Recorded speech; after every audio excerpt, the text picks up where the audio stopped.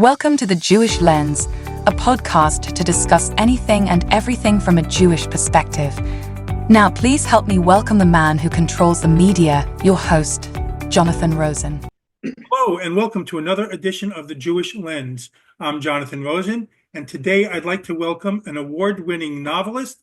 She writes across genres, including thrillers, noir, and poetry, among others. She's authored many books, including the memoir about her schizophrenic brother called Dust. Please help me welcome Summer Brenner. Summer, thanks so much for joining me. Oh, thank you so much for having me, Jonathan. It's a pleasure to be here. Well, thank you. Well, we have a lot to cover, but I want to start by going back with you. So you grew up in Atlanta. First, let me tell me about your family a little bit.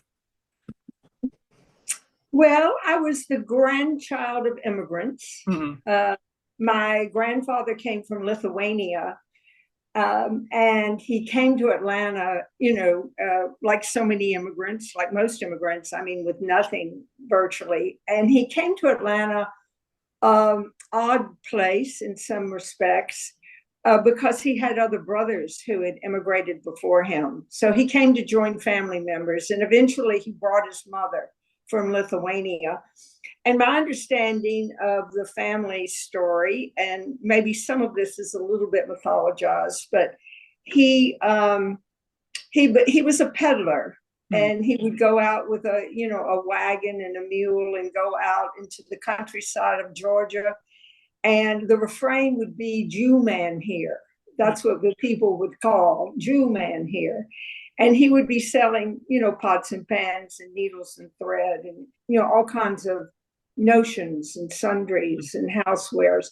But eventually, by the time I became acquainted with him, he was a very wealthy manufacturer.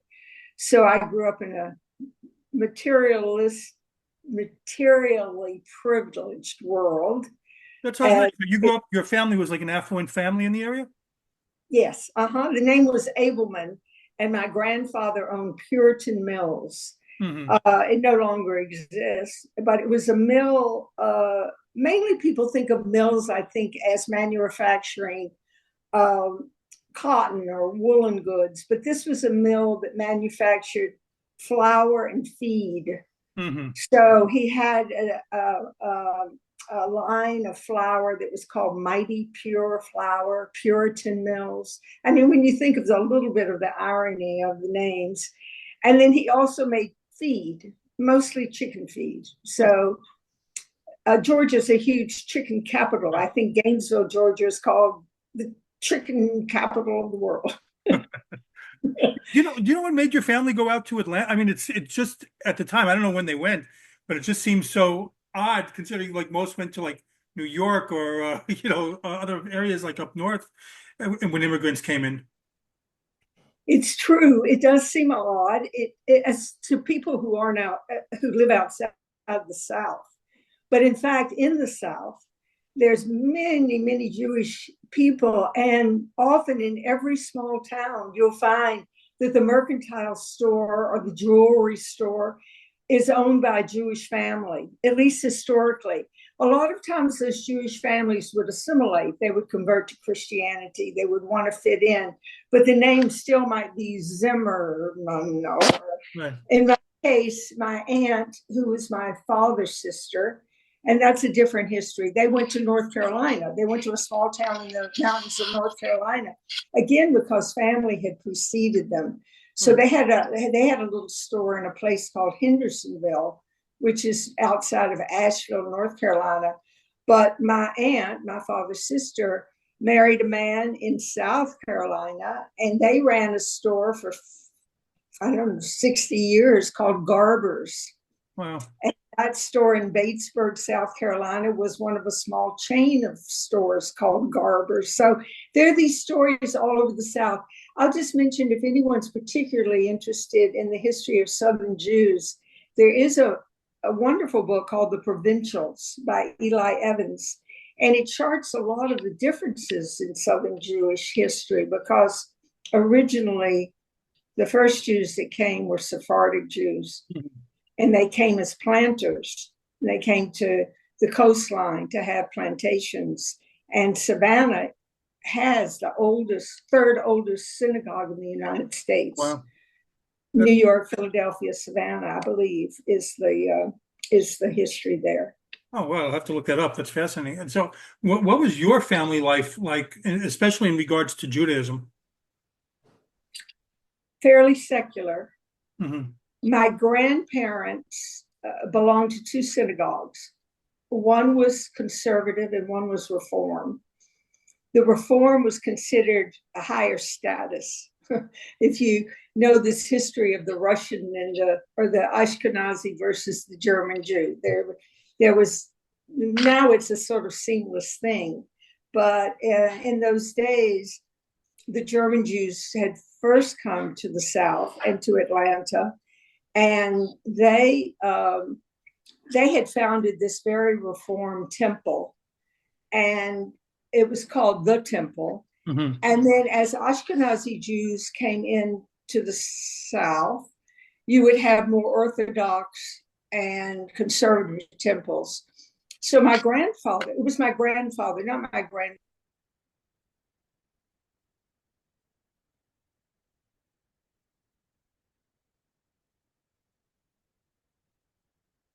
Hello? Religious Jewish man. And, Yiddish was often heard. I didn't absorb much of it, unfortunately. And also, they attended this conservative synagogue for the holidays. And then we, for the high holidays, would also go to that conservative synagogue with them. But more typically, my family went to the temple, the Reform temple. And I went to Sunday school, and there were no bar mitzvahs or bat mitzvahs. There were no bat mitzvahs, period. But there were even bar mitzvahs during that time at the temple. And the rabbi Jacobs, he was very much allied with Dr. King. They were close allies in the civil rights movement. And the temple itself that I went to was bombed. And maybe, I think it's. Right. Yeah. Hmm. I was going to ask about that. So what happened there? It was bombed in maybe 1958. I think that's the year. I'm almost positive. And there was no one in the building. So there was no one hurt, but it was quite a large explosion.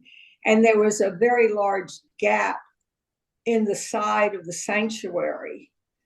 And the next day we were allowed to go to temple, and there were police lines, it was cordoned off. You had to walk through a police line to get into the building.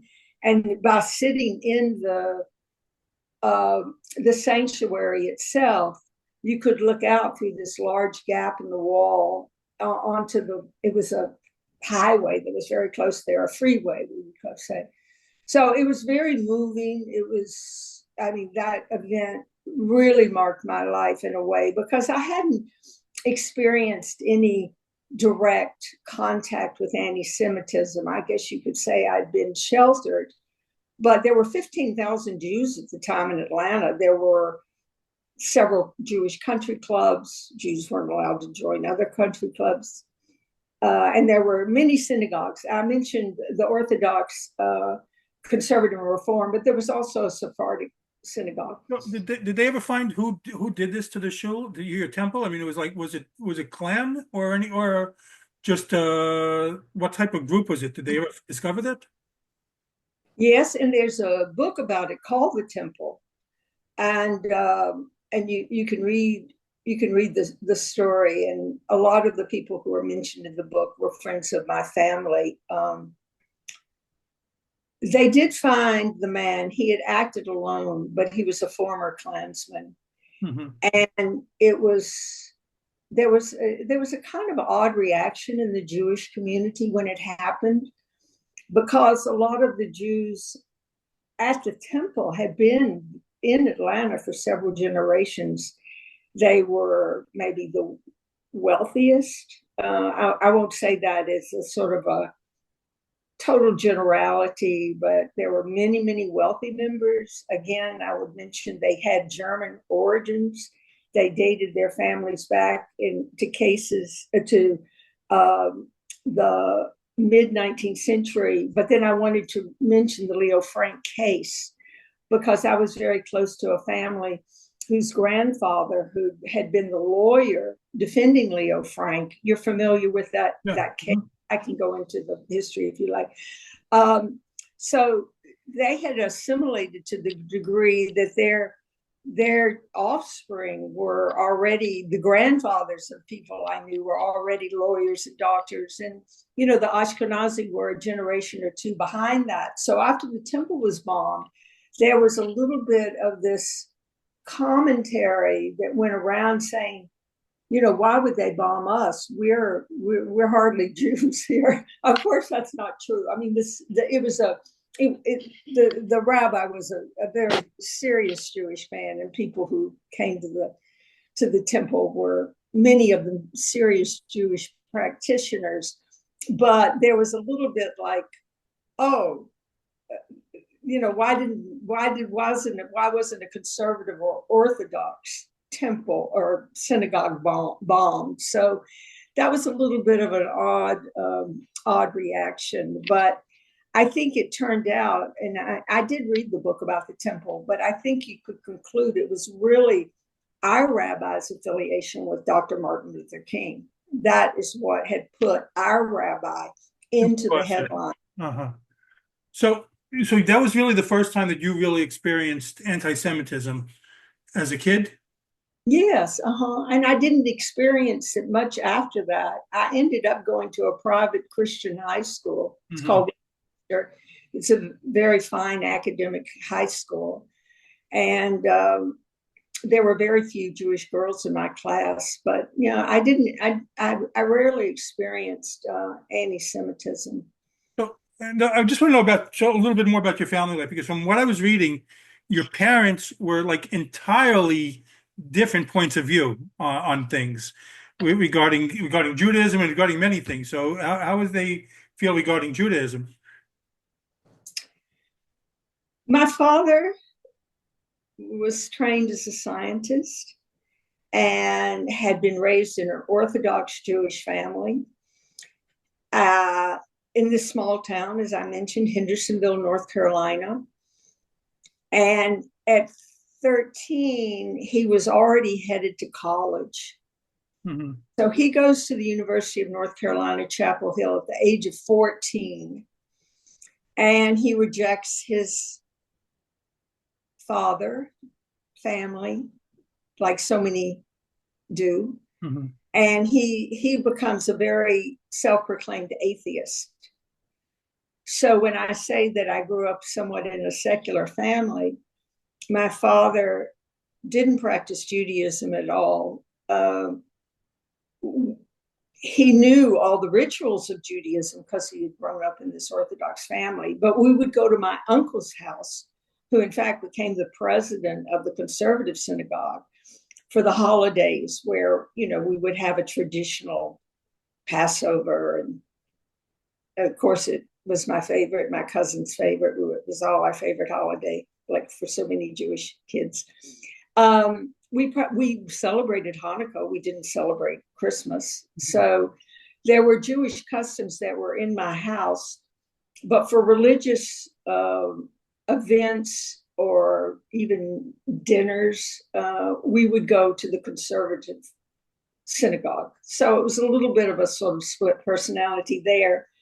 My mother wasn't a highly religious person, but she was definitely culturally a Jewish person. And when my father died, she was only in her mid-40s. And I know she would not have considered marrying him again if she had married a man who wasn't Jewish. So I'm going to come back to your book afterwards. You know, I want to talk sure. Yeah. So when did you first start, I guess, first, who were some of your favorite books? What were some of your favorite books growing up? Did you do a lot of reading? I was a bookworm. What were some of your favorite? You know, I was a child who came to the table reading and then was told I couldn't read at the table.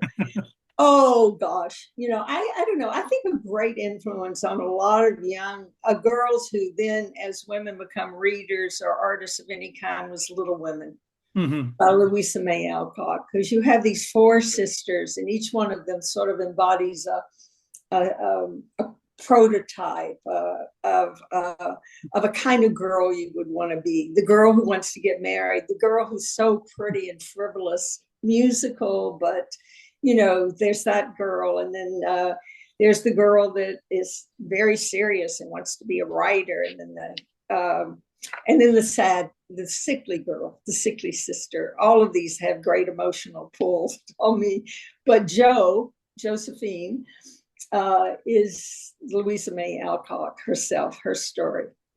And so becoming a writer, that was an inspiration there. When did you first start, taking an interest in writing, and also, I guess, realizing that you had some ability in it?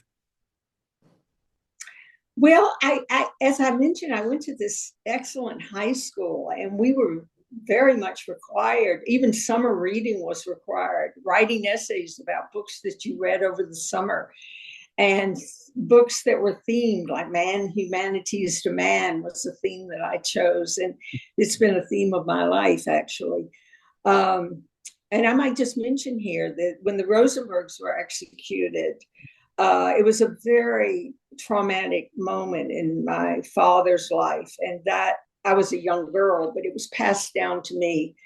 And when I say that I didn't directly experience anti-Semitism, I certainly indirectly experienced it, because there was the thought that not only were they accused of being communists and spies, but they were Jews. Right. And that's the reason they were killed. Huh. So writing was a big part of my education, and then writing poetry was also required. So it became a way to, explore my own tumultuous emotional life that, most teenagers go through. So I started writing in high school, but it was poetry. And when I began to write more seriously, it was also poetry. But when did you were you encouraged to write by teachers or anything? Required, yes. Well, required, but I'm saying, when did you first, but there's a difference between being required and also encouraged, that showed that you had some talent and have a love for it. Mm-hmm. I remember my high school teacher saying something like, "Oh, these poems you write, they're so depressing." I didn't manifest as a depressed person, and I don't even now. I mean, I'm a rather cheerful person. You do seem. But when that comment was made, I wouldn't call it exactly encouraging. I reflected on it, and fortunately, I had the good sense to not be discouraged, and in fact came to the conclusion that if poetry is a way to think about universal feelings or understand things about what it means to be human and to be alive, then that could certainly lead to things that are to thoughtfulness that could be reflective and could be sad and even depressing, as she put it. But no, I think I wasn't very encouraged at all, not even in my family. Excuse me. Sorry. My mother, after my father died, became a very serious painter, and excellent, wonderful painter. And if anyone was interested in looking at her paintings, I have a website, which is summerbrenner.com, but there's a link to her many paintings that I inherited. So she was very artistically inclined. She had clothes designed and made, and we had a beautiful home. And so there were the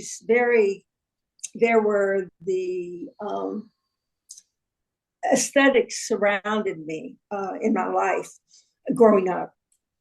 But as a poet, she would read things, or if I had a sort of a romantic partner, he might read something. No one seemed to understand what I was writing. No one seemed to care very much. But fortunately, like I started to say, I was willful. I'm a willful person. You have to be to no one in the world is waiting for another writer or another painter or another pianist. I mean, you have to really decide that you have a calling and you want to follow it. And you moved out to Paris for a while? I went to college in New England for a couple of years, and then my father died, and my whole family moved to Italy. So I had one sibling, my brother, whom the book we're going to talk about is dedicated to and about him mainly. He was almost 5 years younger than I am. And my mother had just begun to study painting seriously. And so we moved to Florence, Italy, and she went to art school. And I went to language school. My brother went to an American high school. And then we came home, and then I decided I wanted to move back to Europe. So I spent a year in Paris. And it's a very seminal year. It was a very influential year because the French people that I met were intellectuals, and they were living a what we would call a bohemian lifestyle. And I didn't come, even though there were things about both my parents that were unusual or maybe eccentric. It was not a bohemian lifestyle, and I was very attracted to that. So Paris sort of marked me for life. You came back, and then you moved to Berkeley. You moved to California. So what prompted you to go there? That bohemian lifestyle, the same? Well, it was a little bit indirect. I moved to New Mexico. So I first moved to the Southwest, and that was because I had a romantic partner who had gotten a fellowship there in the art department. And so we moved. We were, this was the 60s. We were, maybe some might say we were living kind of a hippie lifestyle. We were also politically very radical. So we thought of ourselves not so much as hippies, but, wanting to, fight against the war, fight against a lot of injustices, et cetera. And then from there, I moved to Northern California. And there were several reasons, but one of them was because I really wanted to pursue what being a poet meant. I didn't feel like I knew poets in New Mexico. There's no dearth of poets anywhere you go. I mean, really, there's a poet hiding under every rock. But there's a big scene. By the time I got to San Francisco in the early 70s, there was a really big poetry scene, and it was the end of the continent, sort of the end of the line. And I thought, I think this is really where I want to be. It was also on the water, and as much as I loved living in the desert, the water was a great attraction too. Do you remember what the first thing you had published was? The first thing I had published were some poems in I'll name a couple of magazines. This was both in New Mexico. So one was called Fervent Valley, very obscure. I'm sure no one could find a copy of that now. But the other one was called Best Friends. And Best Friends was a collective of women poets. And it was founded by a woman I know, and she asked me to join. And we would meet, we would read our poems to each other. So going back to your comment or question about was I encouraged, this is a huge encouragement because, sisterhood and solidarity and women reading their poems to each other. And then we began to publish a magazine called Best Friends. And it was a bit of an ironic title because, a dog is a man's best friend, but for us, a woman was a woman's best friend. All right, so let's talk about Dust. Like we said at the beginning, all right, it's kind of a memoir but it's more about your brother who dealt with schizophrenia. And from everything that I was reading with you touch upon some very dark subjects throughout the whole book about a lot of things in the family as well. So first, what prompted you to write the book?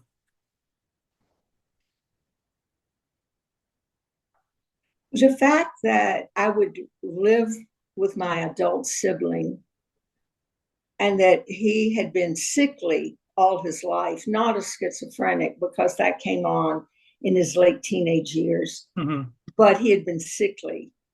Sick as a child. Yeah. he had probably autism, but it wasn't diagnosed. And my parents had took him to Massachusetts General, which was considered, I guess, the best children's hospital in the United States at the time. They took him there when he was about 3.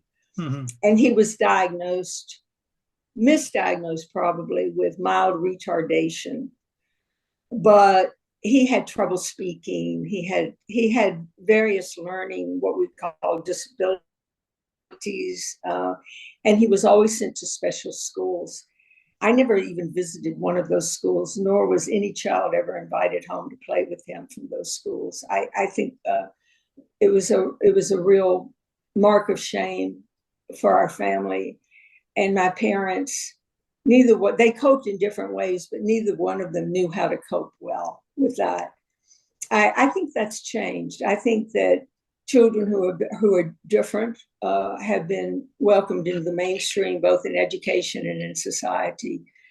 And it's a radically different world. But then it was, no one talked about it. No one wanted to explain anything to me. I was really constantly kind of confused. But when our mother died and he was diagnosed with a very severe form of cancer, there was nowhere for him to go anymore. He didn't live with our mother, but he lived in a kind of halfway house that, I'm sorry to backtrack, but there was a whole series of catastrophes that happened. My mother died. My brother broke his ankle. My brother was hospitalized. No one had told the hospital that my brother was schizophrenic and needed to take daily medication. So I was involved with dealing with him in the hospital. Fell out of bed. He broke his wrist. He was in the hospital for weeks and weeks, and the place where he lived would not take him back. They said that he had to go to a rehab place, and there was no rehab place that had beds. And already I had it in my mind that when our mother died, that I would bring him to California and to put him in a home here where I could be near and help take care of him. But as it turned out, because he was completely incapacitated by this series of accidents, which I call small miracles, he came and lived with me.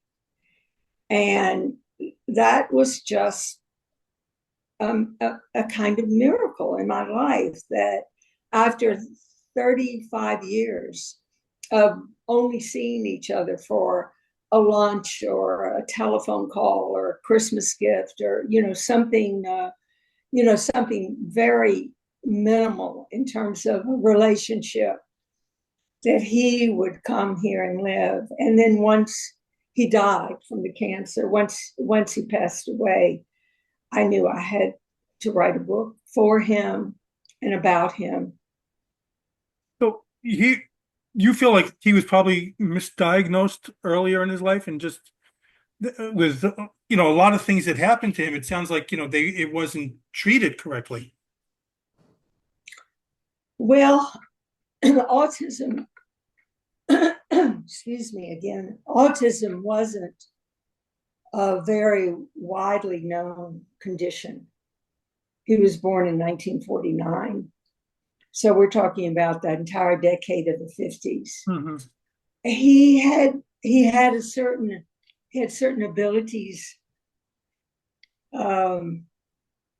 He was ingenious in a certain way. I mentioned that he had trouble speaking, but eventually he could speak, he could read, and he could write. But my mother considered him a genius. And that was both a way to acknowledge what was individual and clever and able about him, and also at the same time to deny the limitations that he had. And denying those limitations, there was constant pressure put on him to achieve in the conventional ways that people who are smart achieve. You know, they go to school, they make good grades, they go on to college in most cases, not all. Or maybe they go to graduate school, they pursue something academic. All that was completely that trajectory was not to be in my brother's future, but the pressure was there. And so when you say misdiagnosed and treated well or treated properly, there was the medical establishment that failed him, but then there was also the family that failed him to emotionally accept who he was and his limitations. And what can I say? It is, you know, it was just very sad. Yeah, it was. I mean, kudos to you for taking him in later on. So, did he talk about that? That that people in family, did not do things for him. Did he have any feelings about that later on? He did, but his modus operandi was to be very positive. How are you? Oh, I'm fine. I'm fine. How are you feeling? Oh, good, good. He really, actually, both of us, I would say, grew up with. There was only one person in the family who could really complain, and that was our mother. So I don't think that's so unusual that children grow up and they're not really able to express their feelings about what's really bothering them. Again, that's changed for the way kids are raised now. But that's certainly the way we were raised. So he didn't complain exactly, but when I suggested that he might want to be, because he knew he was dying, and when I suggested that he might want to go and be buried with the rest of our family in Atlanta, because there's a family plot in the cemetery, he said he absolutely did not want to go back to Atlanta. Mm-hmm. And he also would sometimes speak about the fact that if my father had lived, then maybe his life would have been easier and maybe better. And also, I knew that my mother had done some terrible things to him because, in fact, there was a restraining order on her at one time from visiting him at the home, the last place that he had lived. So he was aware of. He was very aware. He talked about it sporadically, but he would say, "I don't want to make a federal case of anything." He had that funny expression. When did you first start noticing, signs of schizophrenia?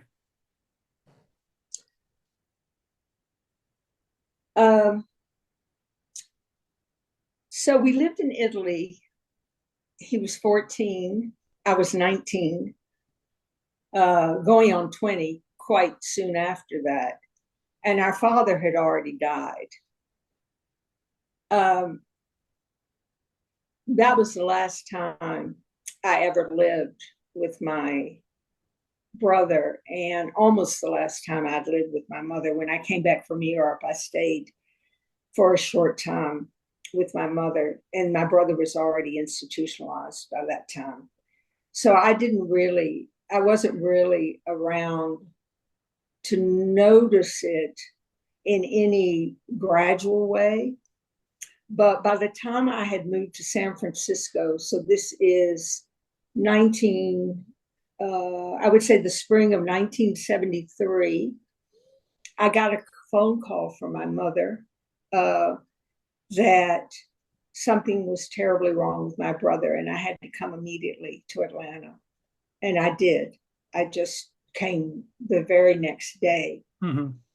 And my brother had refused to come out of his apartment, and he was having this schizophrenic breakdown, which was manifesting itself in this kind of violent yelling, banging, and terrible, terrible hallucinations. Wow. And my mother put it on me to go and get him and take him to the doctor, which I was very willing to do. When I say put upon me, I mean, I knew that she couldn't handle it, and I was more than willing to handle it. So he came out once a day from that apartment, and he went to a diner. And that's where I encountered he seemed very at ease and happy to see me at first, but then he began to ask me if I had a gun and if I wanted to kill him. And so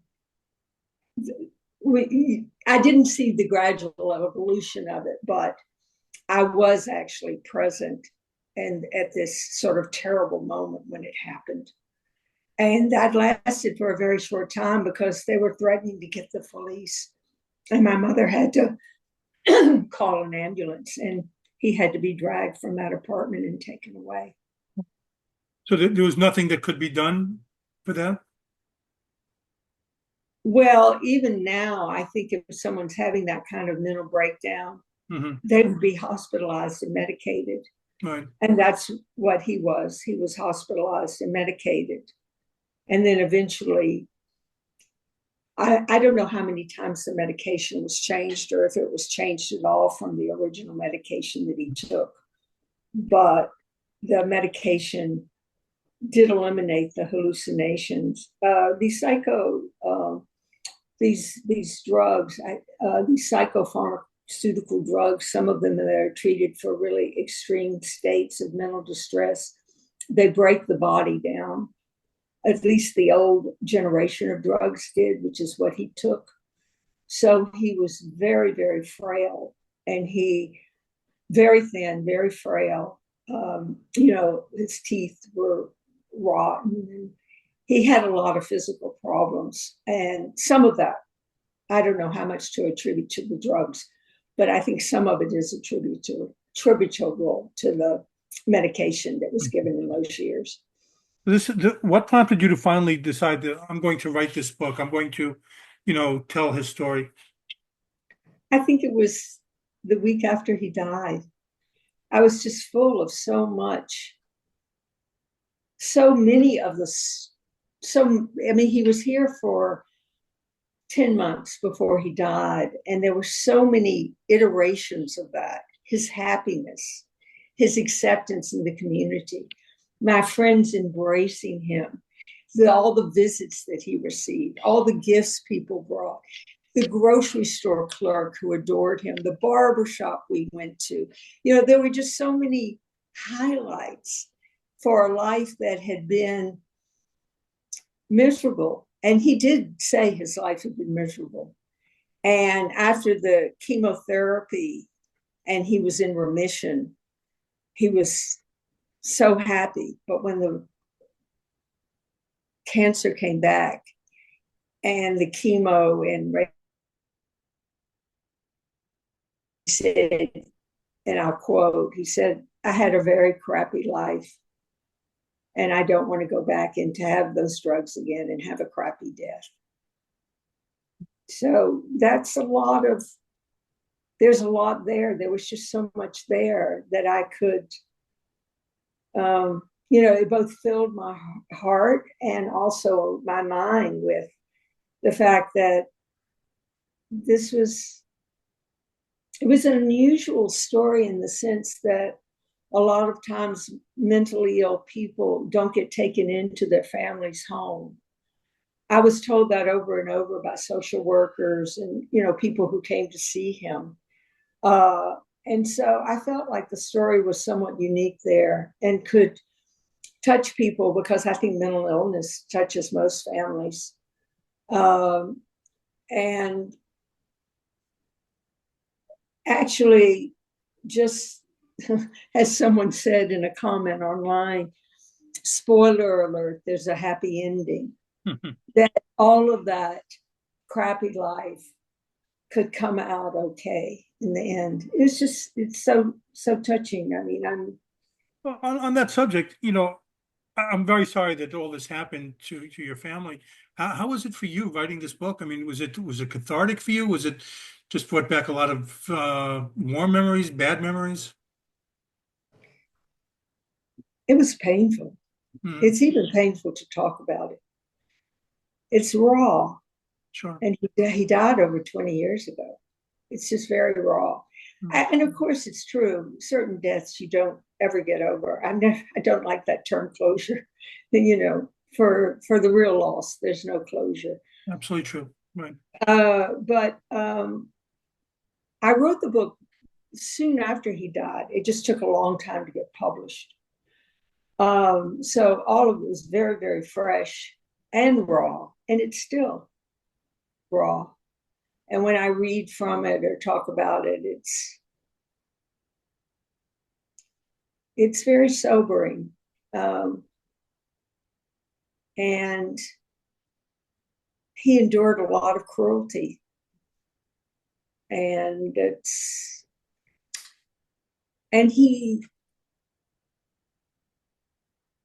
he had a certain wisdom about it. He could control nothing in his life. Mm-hmm. And he let himself, he didn't fight that. He in a certain way, you could say, well, what choices did he have? Well, I guess he could have become very angry and very violent. And sometimes that happens with mentally ill people. But he didn't. He sort of surrendered. And there was a kind of beauty and enlightenment in that. And also, as I was writing, I discovered that. I discovered things that I had experienced, but had not put into words or expressed, that he had this enlightened way of looking at life, and what, a Buddhist might call detached. He surrendered. It taught me a lot. It taught me a lot to live with him, and to both of us, my husband too. Well, I think you've done a great, job of honoring him, and I think he'd appreciate that, because you definitely, looking through the book, you could see the heartfelt feelings, in there that you had. And I looked at a couple of reviews, and it's really, you had some glowing reviews as well on the book. So I think, did an incredible job of definitely honoring him and your relationship with him. Thank you. Thank you so much for saying that. In terms of writing the book, I want to just say a couple of more things about the actual process. Sure.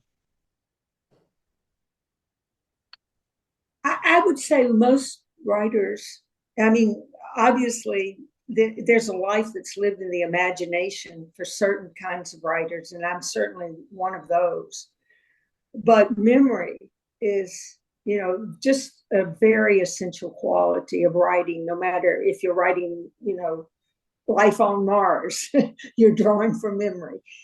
And so what was a very big determinant in writing this book is what memories were important enough, or relevant, I should say, not important, but relevant enough to include what made this story in terms of memory, the story that I wanted to shape. And you can see that the language is very simple. The sentence is short. There's a kind of almost child writing about some of the way the story is told. And I explained that to myself and then to others. I wanted to write as if I weren't looking back. I wanted to write as if I was actually in that moment, and that the future was unknown. Because I think there's a very large photograph of me at 4 years old. I didn't have it for many years, and then a cousin who did have it for some reason gave it to me. It's a giant photograph, a studio photograph. And, I look at this darling little girl, and I think she's not innocent. She's ignorant. She has no idea. And none of us have no idea what awaits us. And I wanted to write the book with that kind of perspective. Yes, thank you. It was, that everything that I remembered that went into the book had a surprising element. And of course, some of the things, as you know, were more than surprises. They were actual shocks. Mm-hmm. My father's death and my brother's mental breakdown.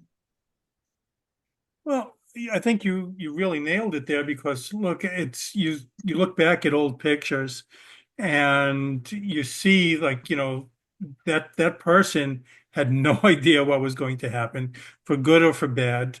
And you try to picture what your thoughts were when that picture was taken. And it's such a different frame of mind that we had then. And yeah, look, and I look at pictures of growing up of my parents, and I remember thinking, like, how old they were. And then I realized that I'm much older than they were in those pictures. The same things. Yeah. But I think looking at parents, because of the way, and I mean, I don't know how many decades older than you I am, but looking at my parents, people looked older at a certain age. Yes. They dressed older. Mhm. They did, we've all tried desperately to hold on to our youthfulness. They didn't, they wanted to be adult, look adult. So I'll veer away. Like, I do recommend everyone buy this book. It was really very, like I said, very heartfelt book, and there's a lot. It's heavy. It's very heavy at times too, but it's a great job by you. Let me ask you a couple of other things so we can veer away there. So you've written across many genres. So I see you've done poetry, you've done kids books, you've done like thrillers. So, do you have a favorite, first of all, or do how difficult is it for you to go across these genres when you write?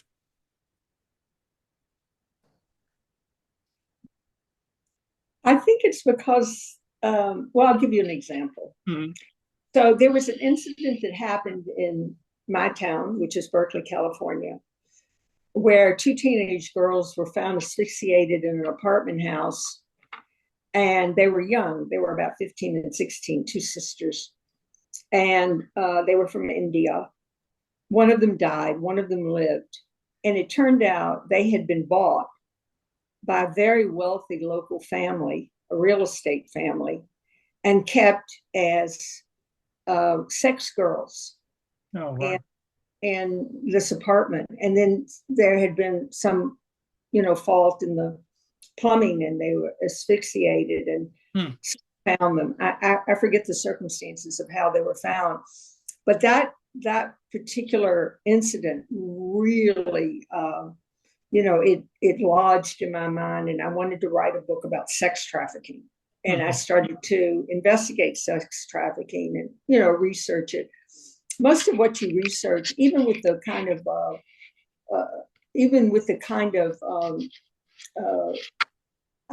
not even testimonials, that's the word I'm looking for, even with the testimonials of young women who've been through it, there's a kind of analytical quality to it. And I wanted to write a book about it, what a young woman was feeling. I couldn't write a book about a young Indian woman. I mean, the culture is so different than my own. And I also couldn't write it until I just got angry enough to write this, because the subject itself, I was so infuriated by the story that literally happened around the corner for me. So I had to wait. I had to sit on it. And I sat on it, and you sit on something, and it's like like a pimple or something. It becomes an infection, and it just. So about 4 years later, there was something going on in the world politically that I was so upset about that I sat down, and like in 3 months, I wrote the first draft of this book about sex trafficking. And it was about a Russian girl. Of course, that's part of my heritage genealogically. And also I needed a girl who had a lot of agency. That's why I didn't want to write about either someone who was passive or someone who thought of themselves as a victim. Mhm. So anyway, I wrote that book. It's very dark and noir, and it was published as a crime book. But it was the subject matter that made me write the crime book. Going back to your question a few minutes ago, so sometimes it's the subject that sort of determines what the genre is. Mm-hmm. I wanted to show the cover of the book. Sure. I have a copy of it. I'm going to put it on there anyway when we post it, but yes, show the cover now. Just to mention that there's a fragment of a painting of my brother, Mm-hmm. and my mother painted that painting. It hangs in my house, and the painting is of a picture. She painted it from a photograph because it was when we were living in Italy. So he would have already been much older than the photograph, but it's a very haunted portrait. And the fragment of that is on the cover. And then my daughter, who's a designer, professional designer, she designed this beautiful cover and created this beautiful font. So I feel like it's an intergenerational effort here to cover my mother and my daughter, 3 generations. Family effort. We'll show the cover.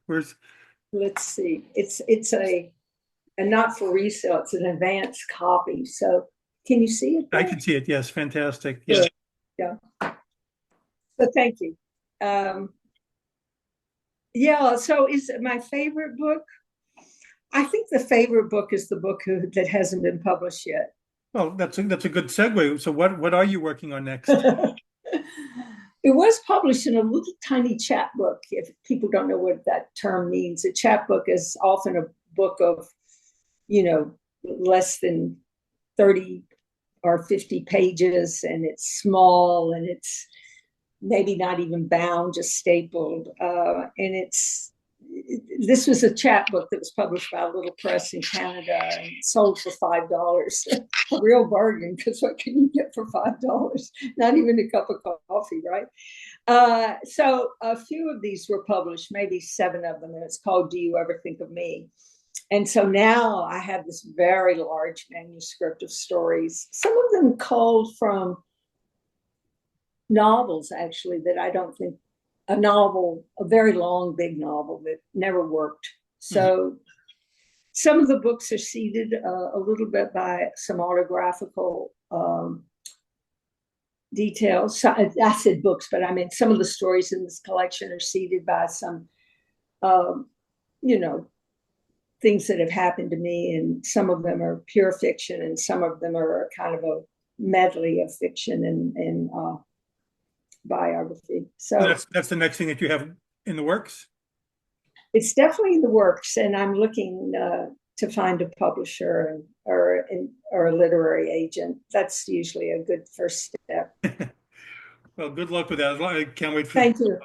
to see that. And how can people follow you on social media? I'm on Instagram. I don't go on Facebook, but Summer Brenner is on Instagram, and so yes, I would welcome people to follow me. And your website is summerbrenner.com? It is. And that gives you, you can sort of look at the range of books and read about the books, read reviews of books, quotes from books. And you have a lot on there. I saw that. Yes. Well, thank you for investigating me. I really appreciate it. Well, Summer, thank you so much for coming on today. It was such a pleasure getting to speak to you finally. And you've been patient with me. We had to postpone a couple of times, and you've been patient. So thank you. Oh, well, thank you, Jonathan. Good luck to you, and lovely to speak to you. You as well. Well, again, this has been The Jewish Lens. I'm Jonathan Rosen. And again, a very special thanks to Summer Brenner. And please like, comment, and subscribe. Thanks for tuning in to The Jewish Lens, where all items used was strictly kosher.